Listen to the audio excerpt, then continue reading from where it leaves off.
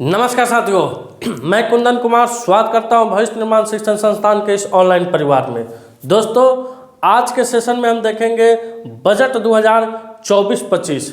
दोस्तों, बजट ये आम लोगों के द्वारा बोली जाने वाली भाषा है। संविधान अनुच्छेद 112 में इसका कोई जिक्र नहीं है। इसका जिक्र है संविधान अनुच्छेद 112 में वार्षिक वित्तीय विवरण है। क्या है दोस्तों? वार्षिक वित्तीय विवरण। इस बार का जो बजट है, यानी जो वित्तीय वर्ष 2024-25 का बजट निर्मला सीतारमण जी के द्वारा लगातार छठी बार लोकसभा में प्रस्तुत किया गया। जो विषय है दोस्तों बजट का 2047 तक विकसित भारत को बनाना। इस बजट में हम देखेंगे दोस्तों कि किसानों को क्या मिला है, विद्यार्थियों को क्या मिला है, जो कॉर्पोरेट जगत में है उनको क्या मिला है, करदाताओं को कितनी छूट दी गई है, जो पेंशन भोगी है उनको क्या मिला है, और जो संस्था है जैसे रेलवे हुआ, एयरपोर्ट हुआ, सैनिक हुआ, इन सभी चीज़ों को क्या क्या राशि दी गई है, इन सभी चीज़ों पर हम विगतवार क्रमवार चर्चा करेंगे। तो सबसे पहले जानते हैं दोस्तों अंतरिम बजट की मुख्य विशेषताएं। सबसे पहले क्या जानते हैं दोस्तों? अंतरिम बजट की मुख्य विशेषताएं। जैसे आपके स्क्रीन पर एक स्लॉट आ गया होगा, तो निर्मला सीतारमण ने लोकसभा में अपना छठा केंद्रीय बजट पेश किया है। निर्मला सीतारमण जी ने लोकसभा में अपना छठा केंद्रीय बजट पेश किया है। इस बजट का विषय यानी 2024-25 बजट का 2024-25 बजट का क्या विषय है? तो 2047 तक विकसित भारत करना। 2047 तक विकसित भारत करना। दोस्तों, सरकार के द्वारा यह अंतरिम बजट पेश किया गया। सरकार का यह दावा है कि सरकार जो अभी वर्तमान में सरकार है, एनडीए की सरकार है, उन्होंने दावा किया है कि हम फिर से बार, चूँकि इसी साल लोकसभा का चुनाव होने वाला है, और उन्होंने दावा किया है कि फिर से सरकार बनाएंगे और जुलाई माह तक हम फिर से एक बजट लाएंगे। तो यह सरकार द्वारा काफ़ी सूक्ष्म और लघु बजट है, जो कि 55 मिनट में ही लोकसभा में निर्मला सीतारमण जी के द्वारा इसको पूरी कर दी गई थी। अब इसमें देखेंगे दोस्तों 2000 यानी वित्तीय वर्ष 2024 से 25 के लिए राजकोषीय घाटा 2023 से 24 के मुकाबले 5.8% हो गया। कितना हो गया दोस्तों? 2023 से 24 के मुकाबले 5.8% हो गया। जो सकल घरेलू उत्पाद यानी जीडीपी का 5.1% है। जीडीपी का कितना है? 5.1% है। किसका? सकल घरेलू उत्पाद का। दूसरा है दोस्तों कराधान और आयात शुल्क से संबंधित कोई बदलाव नहीं हुआ है। जो कराधान है, जो कर देते हैं, और आयात शुल्क से संबंधित कोई बदलाव नहीं हुआ है। जो पहले जो जितना टैक्स देते थे, जिस वस्तु पर जितना टैक्स लगता था, वो टैक्स उतना ही बरकरार रखा गया है। आपको पहले ही जानकारी देते दोस्तों, इस बजट में कुछ खास नहीं बदलाव किया गया। जो बजट 2023-24 का था उसी को समझिए कि एक तरह से रिपीटेड बजट, मैंने मेरा अपना अनुभव कह रहा है, जैसे 24-25 में रखा गया है। जैसे आप भी क्लास कर रहे हैं, आप भी देखिएगा, आप भी कमेंट सेक्शन में जाके सुझाव दीजिएगा, बताइएगा कि आपको यह बजट का सेशन कैसा लगा। उसके बाद दोस्तों वित्तीय वर्ष 2024 का कुल ब्याज संशोधित होकर 44.90 लाख करोड़ हो गया। कुल ब्याज कितना हो गया दोस्तों? कुल ब्याज आपको 44.90 लाख। इन सभी चीज़ों को आप नोट करते चलिएगा। आपके स्क्रीन पर यहाँ दिख भी रहा होगा, वीडियो को पॉज कीजिएगा, नोट भी करते चलिएगा, क्योंकि आगामी आपके जितनी भी परीक्षाएं आने वाली है, उन सभी परीक्षाओं में इससे निश्चित 2 या 3 क्वेश्चन पूछे जाएंगे। एकदम 100% है कि 2 या 3 क्वेश्चन पूछे जाएंगे। वह राज्य स्तरीय परीक्षा हो, किसी भी राज्य से रिलेटेड हो, या केंद्र स्तरीय परीक्षा हो। वित्त वर्ष 2024 में उधार के अलावा कुल प्राप्तियां 27.56 लाख करोड़ होगी। कितना होगी दोस्तों? 27.56 लाख करोड़ होगी। अब दोस्तों इस बजट को सामाजिक न्याय दिया गया है। क्या नाम दिया गया है? सामाजिक न्याय नाम दिया गया है। इसमें दोस्तों निर्मला सीतारमण ने सामाजिक न्याय में 4 प्रमुख वर्गों में, इस बजट को 4 प्रमुख वर्गों में बांटा गया है। पहला है गरीब, महिलाएं, युवा एवं अन्नदाता। क्या है? गरीब और महिलाएं हैं, महिला पर ज़्यादा फोकस किया गया है, युवा और अन्नदाता। अर्थात किसान को ऊपर उठाने का प्रधानमंत्री का फोकस है। यानी किसान को जो अन्नदाता है, जो अन्न देते हैं, जो अन्न का उत्पादन करते हैं, जिसके चलते हम और आप अपने थाली को सजाते हैं, व्यंजनों से, लाजीज व्यंजनों से करते हैं, उसको प्रधानमंत्री ने इस बजट में काफ़ी महत्व दिया और उसको ऊपर उठाने का काम किया। साथ ही साथ प्रधानमंत्री जी के द्वारा गरीब कल्याण देश कल्याण की बात कही गई है। यानी अगर गरीबों का कल्याण होता है, गरीब आगे बढ़ते हैं, गरीब को मुख्य समाज के मुख्य धारा से जोड़ा जाएगा तो देश का भी कल्याण होगा। जाहिर सी बात है कि अगर गरीब का कल्याण होगा तो देश का भी कल्याण होगा। अगला है पॉइंट दोस्तों, पिछले 10 वर्षों के दौरान सरकार ने 2 करोड़ लोगों को बहुआयामी गरीबी रेखा से बाहर आने में मदद की है। यानी पिछले 10 वर्षों के दौरान, यानी सरकार का साफ नज़रिया है कि सरकार ने जो बजट पेश किया है वह 2014, सरकार कहना चाह रहा है कि 2014 के बाद सरकार ने 2 करोड़ लोगों को, कितना, 2 करोड़ लोगों को गरीबी रेखा से बाहर निकालने का काम किया है। तो कहीं ना कहीं सरकार यहाँ पर अपना पीठ थपथपाने का काम किया है। 2 करोड़ एक बहुत ज़्यादा संख्या होती है। उसके बाद अगला पॉइंट है दोस्तों, पीएम जनधन खातों के उपयोग से, यानी विश्व की सबसे बड़ी समावेशी है जनधन अकाउंट। प्रधानमंत्री मोदी जी के द्वारा इसका उद्घाटन किया गया था। तो पीएम जनधन खातों के उपयोग से बैंक खातों में 34 लाख करोड़ रुपयों का प्रत्यक्ष हस्तांतरण हुआ है। कितना लाख करोड़ का दोस्तों? 34 लाख करोड़। ये अपने आप में एक बहुत बड़ी उपलब्धि है। 34 लाख करोड़ का वित्तीय हस्तांतरण हुआ, यानी जो जनधन अकाउंट में है उससे हुआ। उससे सरकार को कितनी बचत हुई है? तो 2.7 करोड़, 2.7 लाख करोड़, 2.7 लाख करोड़ को सरकार को इसमें क्या हुई है दोस्तों? बचत हुई है। या जनधन अकाउंट गरीब परिवार को, यानी जीरो बैलेंस से खोला जाता था दोस्तों। किसी भी बैंक में जाके आप प्रधानमंत्री जनधन अकाउंट को खोल सकते थे। इसके बाद है अगला पॉइंट है दोस्तों, पीएम स्वनिधि के तहत 78 लाख फेरी वालों को ऋण की सहायता दी गई है। जो फेरी वाले होते हैं, फेरी वाले मतलब जो आपके मोहल्लों में चौक चौराहे पे ठेला लगाकर चाहे घूम घूम के अपने सामानों को बेचते हैं, उन्हें 78 लाख लोगों को, 78 लाख फेरी वालों को ऋण सहायता दी गई है। इसमें 2.3 लाख फेरी वाले, 2.3 लाख फेरी वाले ने तीसरी बार ऋण प्राप्त किया, यानी वो अपना ऋण का तीसरा किस्त भी उठा लिए हैं। उसके बाद दोस्तों पीएम जनधन योजना के जरिए विशेष तौर पर कमजोर आदिवासी समूह के विकास पर जोर दिया गया। दोस्तों पीएम जनधन योजना यह आदिवासी इलाकों से होता है। जो आदिवासी क्षेत्र में लोग हैं उनके विकास पर जोर देने के लिए पीएम ने जनधन योजना की शुरुआत की है। तो उनके लिए इस बजट में विशेष तौर पर विशेष पैकेज का ऐलान किया गया। तो कहीं ना कहीं यह उन आदिवासी भाइयों के लिए खुशी की बात होगी कि अब उनका भी उद्धार होगा, उनको भी समाज के मुख्य धारा से जोड़ने में मदद मिलेगा। पीएम विश्वकर्मा योजना, पूरे बजट के दौरान दोस्तों इस सामाजिक न्याय में पीएम विश्वकर्मा योजना काफ़ी चर्चित योजना है। तो निश्चित है कि आपसे परीक्षा में पूछा जाएगा। इसका उद्घाटन 17 सितंबर 2023 ईस्वी को हुआ था। उस दिन विश्वकर्मा पूजा भी देश मनाता है और प्रधानमंत्री नरेंद्र मोदी का जन्मदिन भी है। वो अपने जन्मदिन के शुभ अवसर पर दोस्तों पीएम विश्वकर्मा योजना की शुरुआत किए थे। इसमें 18 व्यवसाय से जुड़ा है। कितने व्यवसाय से जुड़ा है दोस्तों? 18 व्यवसायों से जुड़ा हुआ है।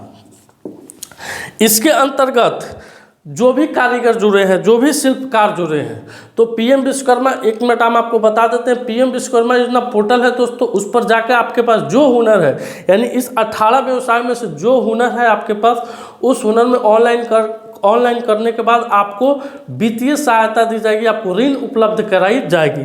तो वो हैंड टू हैंड मदद मिलता है। क्या मिलता है दोस्तों?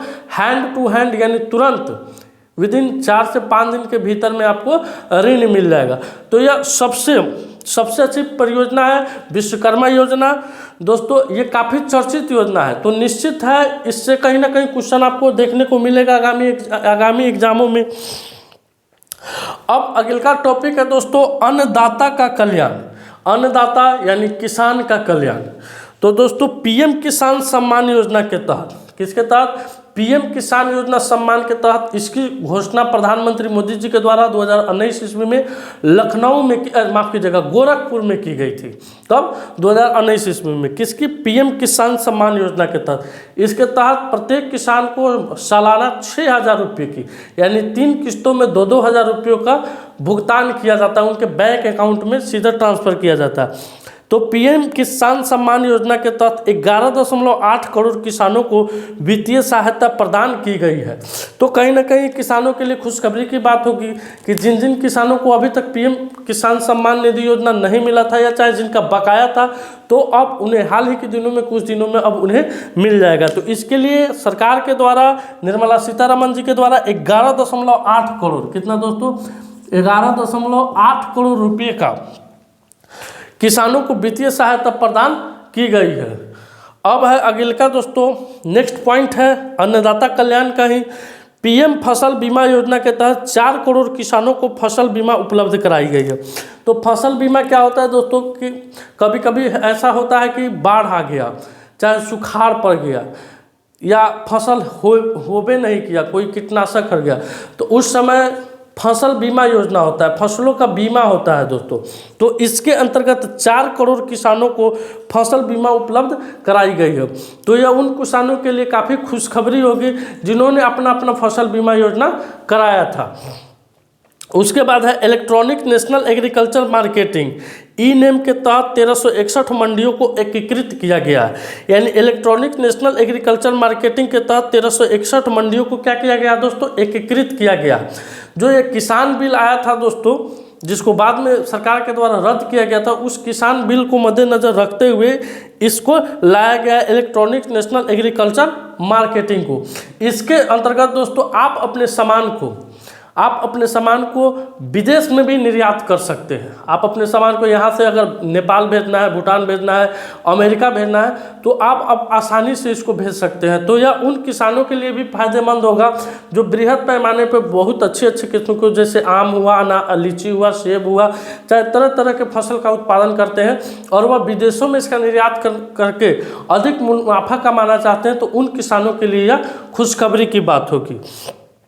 अगला है दोस्तों नारी शक्ति। क्या है, नारी शक्ति।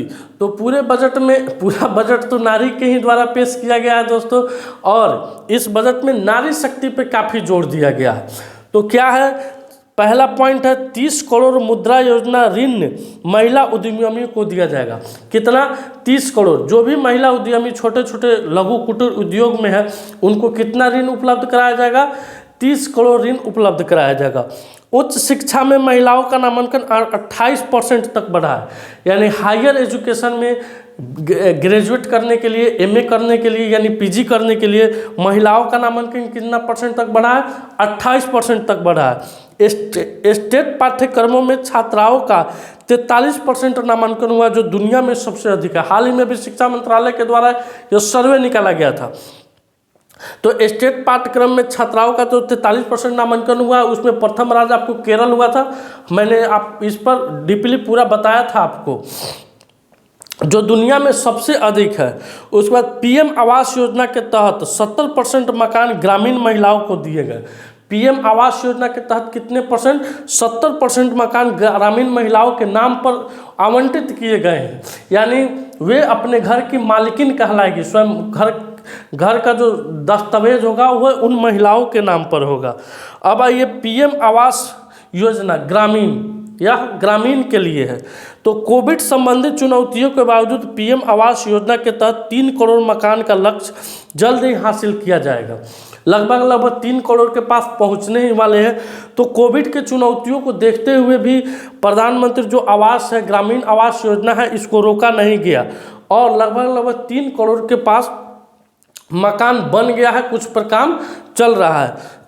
अगले 5 वर्षों में 2 करोड़ अतिरिक्त मकान का लक्ष्य रखा गया है। अगले 5 वर्षों के लिए कितने मकान का लक्ष्य रखा गया है, 2 करोड़ मकान बनाने का लक्ष्य रखा गया है। अगला है दोस्तों छत पर सौर प्रणाली लगाना। दोस्तों 22 जनवरी को जब पीएम मोदी अयोध्या में रामलला के मंदिर का उद्घाटन हुआ, उसके बाद तुरंत दिल्ली लौटे और 23 जनवरी को यह घोषणा हुआ कि छत पर सौर प्रणाली योजना। इसके अंतर्गत क्या होगा दोस्तों, छत पर सौर प्रणाली लगाने से 1 करोड़ परिवार हर महीने 300 यूनिट तक निःशुल्क बिजली प्राप्त कर सकते हैं। कितना? 1 करोड़ परिवार, गौर कीजिएगा, ये भी काफ़ी चर्चित योजना है। हर महीने 300 यूनिट तक निःशुल्क बिजली प्राप्त कर सकेंगे तथा वह सालाना कितना दोस्तों, सालाना 15 से 18 हज़ार रुपया तक। कितना दोस्तों? सालाना 15 से 18 हज़ार रुपया तक। कितना? 15 से 18 हज़ार रुपया तक वो क्या कर सकते हैं, बचा सकते हैं। दोस्तों मोबाइल से ये देख रहे हैं, चूँकि डिजिटल बोर्ड है नहीं, डिजिटल बोर्ड रहता तो यहाँ पे सब लिखा हुआ मिलता, आपको आसानी से हमको समझाने में दिक्कत नहीं होता। तो आप लोग थोड़ा कंप्रोमाइज़ कीजिएगा, बहुत जल्द आप लोग के दुआ से हम लोग ले लेंगे डिजिटल बोर्ड। अगला है दोस्तों आयुष्मान भारत। क्या है? आयुष्मान भारत। तो आयुष्मान भारत योजना के तहत स्वास्थ्य सेवक सुरक्षा में सभी आशा कार्यकर्ताओं, आंगनबाड़ी कार्यकर्ताओं और सहायिकाओं को भी शामिल किया जाएगा। तो इससे जाहिर होता है, इससे एक प्रश्न भी बनता है दोस्तों कि पहले आयुष्मान भारत में जो स्वास्थ्य सेवक सुरक्षा है, आशा कार्यकर्ता थी, आंगनबाड़ी कार्यकर्ता थी और सहायिका थी, उनको शामिल नहीं किया गया था। लेकिन अब आयुष्मान भारत में, आयुष्मान कार्ड में अब उन लोगों को भी क्या कर लिया जाएगा, शामिल कर लिया जाएगा। इसमें आप सालाना 5 लाख तक का मुफ्त इलाज करवा सकते हैं। उसके बाद है दोस्तों कृषि एवं खाद्य प्रसंस्करण। क्या है?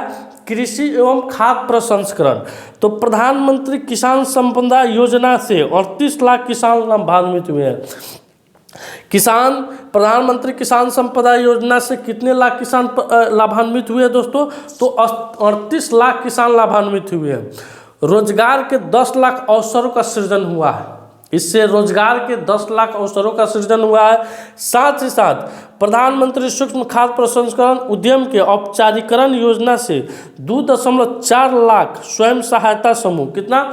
2.4 लाख स्वयं सहायता समूह और 60,000 लोगों को ऋण सुविधा प्राप्त करने में मदद मिली है।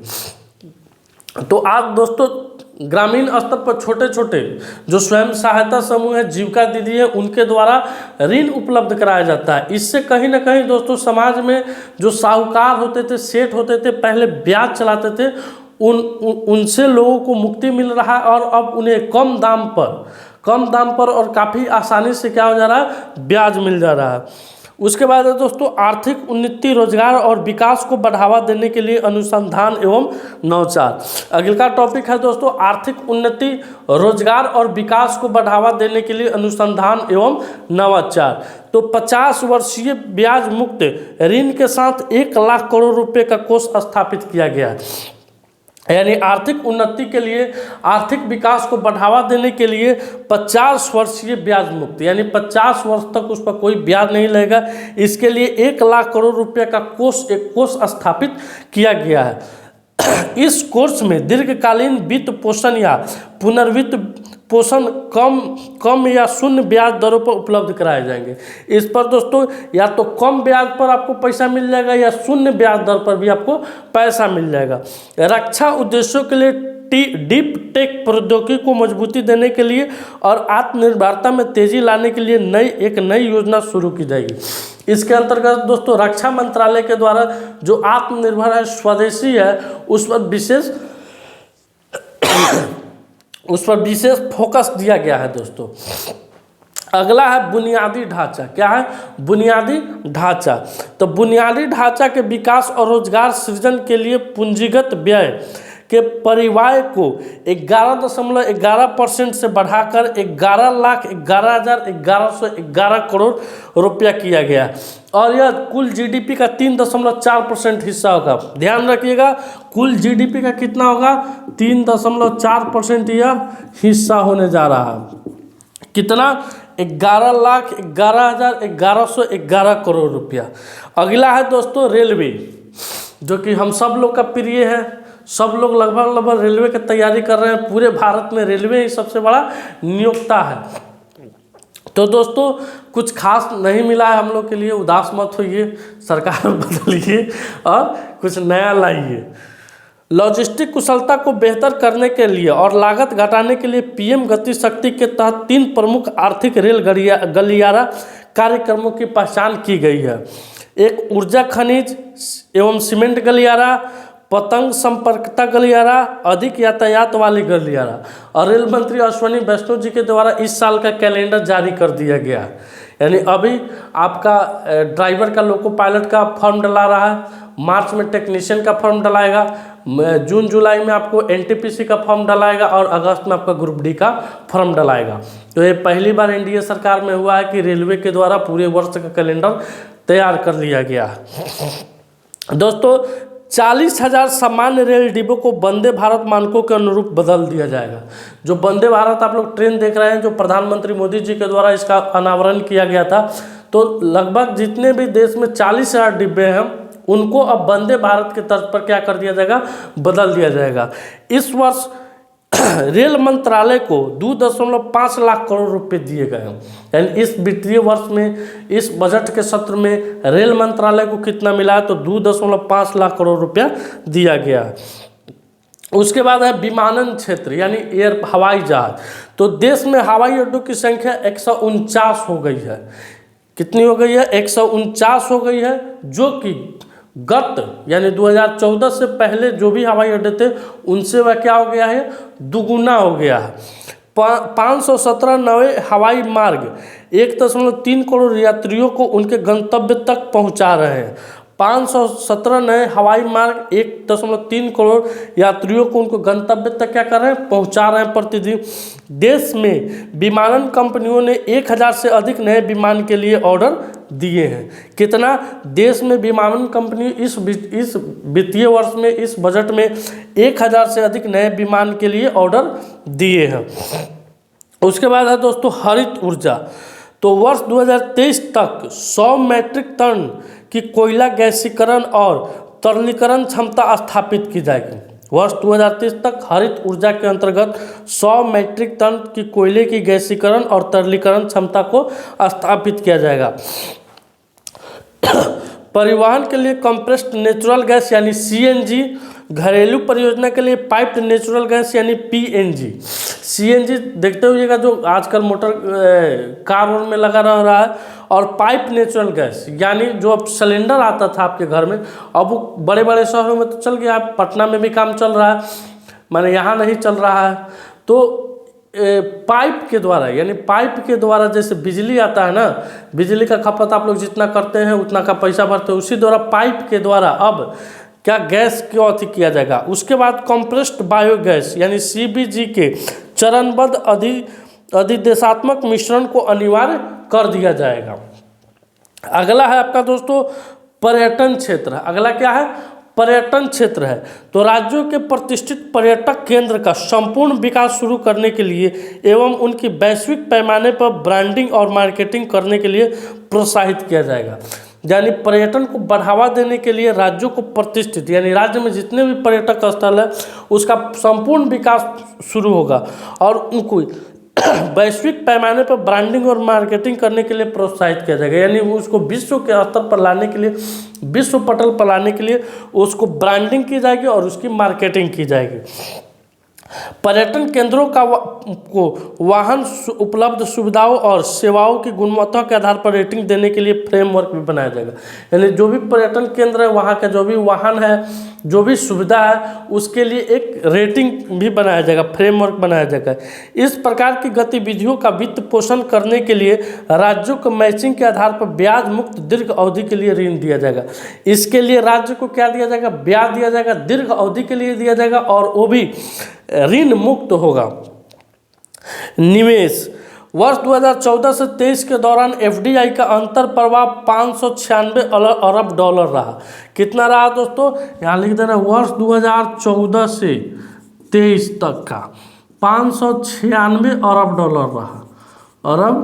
डॉलर रहा, जो वर्ष 2005 से 2014 के दौरान अंतर प्रवाह के मुकाबले दुगुना है। यानी 2005 से 2014 के दौरान यह कितना है दोस्तों? तो दुगुना है। यहाँ पे सरकार ने अपना पीठ थपथपवाया है आगे है दोस्तों, विकसित भारत के लिए राज्यों में सुधार। विकसित भारत के लिए राज्यों में सुधार, तो राज्य सरकारों द्वारा विभिन्न पदों से जुड़े सुधार के लिए 50 वर्ष के ब्याज मुक्त ऋण के रूप में 75,000 करोड़ रुपए के प्रावधान को प्रस्ताव किया गया। यानी राज्य के विकास के लिए, यानी विकसित भारत कब बनेगा, जब सारे राज्य विकसित होंगे। इसके लिए 75,000 करोड़, कितना दोस्तों, 75,000 करोड़ रुपए का प्रावधान किया गया है, वो भी बिना ऋण के, ब्याज मुक्त ऋण के। उसके बाद है संशोधित अनुमान, यानी 2023-24 का संशोधित अनुमान।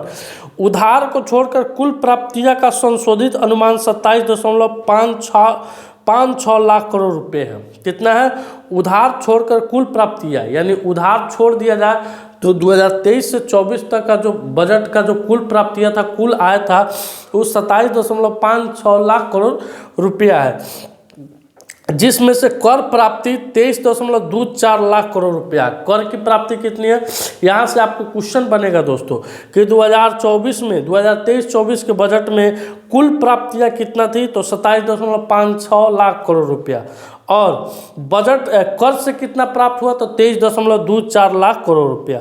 कुल व्यय का संशोधित अनुमान 44.90 लाख करोड़ रुपया है, यानी कुल व्यय कितना हुआ, तो 44.90 लाख करोड़ रुपया हुआ।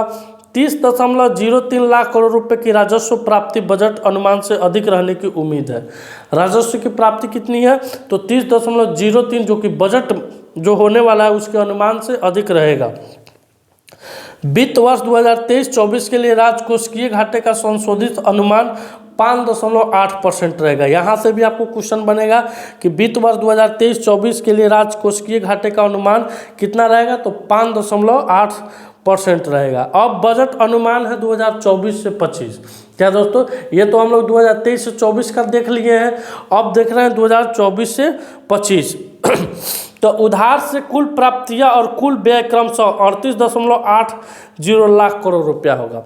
तो अब पहले कितना था, 24 में कितना था, 27.56 लाख करोड़ रुपये, और इसमें कितना रहने वाला है, तो 38.80 लाख करोड़ रुपया, और 27.66 लाख करोड़ रुपया रहने का अनुमान लगाया गया है। किसका, तो व्यय का। अब उसके बाद कर प्राप्तियां 27.56 करोड़ रुपए का अनुमान है। जो कर से प्राप्ति होती है उसका कितना अनुमान लगाया गया है, तो 27.56 करोड़ रुपए का अनुमान लगाया गया है। राज्यों के पूंजीगत ब्याज के लिए 50 वर्षीय ब्याज मुक्त ऋण योजना 1.3 लाख करोड़ रुपए के परिवहन के साथ इस वर्ष भी जारी रखी जाएगी। यानी बजट में कुछ खास बदलाव नहीं किया गया है। राज्यों के जो पूंजीगत ब्याज है जो 50 वर्षीय है, उसको भी इस वर्ष भी जारी रखी जाएगी। वर्ष 2024 से 25 तक के दौरान डेटेड सिक्योरिटीज के जरिए सकल एवं शुद्ध बाजार उधारी क्रमशः 14.3 लाख करोड़ रुपए और 11.75 लाख करोड़ रुपए रहने का अनुमान लगाया गया है। अब आ रहा है दोस्तों आपके सामने प्रत्यक्ष कर। क्या दोस्तों, प्रत्यक्ष कर। तो वित्त मंत्री ने प्रत्यक्ष करों की मौजूदा दरों को बरकरार रखने का प्रस्ताव किया है। तो जो प्रत्यक्ष कर है, तो इस बार जो टैक्स है, जो पिछले बजट का टैक्स था, उसी को पुनः बरकरार रखने का ये यहाँ पर सरकार अपना चालाकी दिखाया, क्योंकि चुनाव है। अगर ये बढ़ाता तो कहीं ना कहीं करदाताओं के द्वारा आवाज़ उठाया जाता और उनको चुनाव में नुकसान भी उठाना पड़ता। पिछले 10 साल के दौरान प्रत्यक्ष कर संग्रह 3 गुना, यानी पिछले 10 साल के दौरान इस साल जो प्रत्यक्ष कर हुआ वह 3 गुना हुआ है। रिटर्न दाखिल करने वालों की संख्या 2.4 गुना बढ़ी है। यानी जो आयकर रिटर्न करते हैं, इनकम टैक्स भरते हैं, उनकी संख्या में कितनी की बढ़ोतरी है, तो 2.4 लाख गुनी बढ़ी है।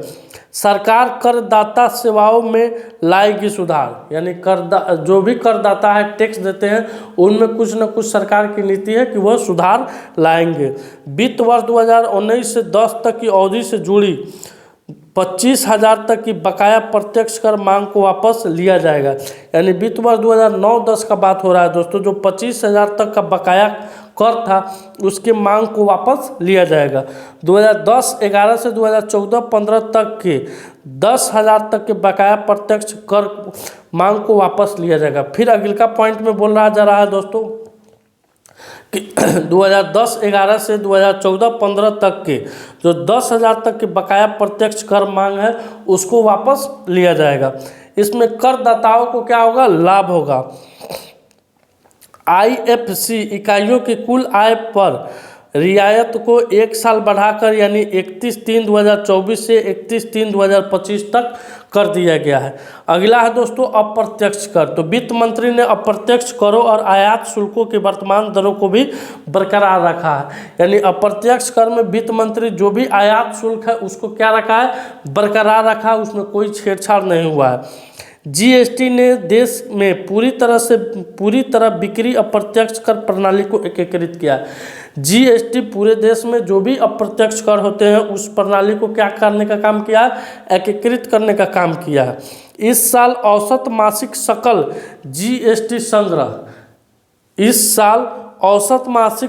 GST संग्रह दोगुना होकर 1.66 लाख करोड़ रुपये हुआ है। कितना इस साल का GST संग्रह हुआ है, तो दोगुना होकर 1.66 लाख करोड़ रुपये हुआ है।